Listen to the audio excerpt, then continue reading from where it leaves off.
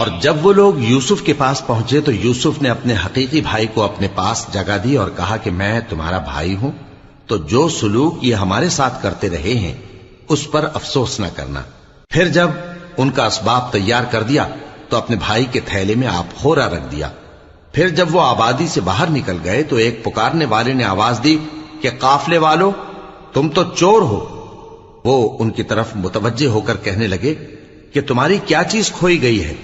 وہ بولے کہ بادشاہ کا کٹورا کھویا گیا ہے، اور جو شخص اس کو لے کے آئے اس کے لیے ایک بار شتر انعام، اور میں اس کا ضامن ہوں۔ وہ کہنے لگے کہ اللہ کی قسم، تم کو معلوم ہے کہ ہم اس ملک میں اس لیے نہیں آئے کہ خرابی کریں اور نہ ہم چوری کیا کرتے ہیں۔ وہ بولے کہ اگر تم جھوٹے نکلے یعنی چوری ثابت ہوئی تو اس کی سزا کیا؟ انہوں نے کہا کہ اس کی سزا یہ کہ جس کے تھیلے میں وہ دستیاب ہو وہی اس کا بدل قرار دیا جائے۔ ہم ظالموں کو یہی سزا دیا کرتی ہیں۔ پھر یوسف نے اپنے بھائی کے تھیلے سے پہلے ان کے تھیلوں کو دیکھنا شروع کیا، پھر اپنے بھائی کے تھیلے میں سے اس کو نکال لیا۔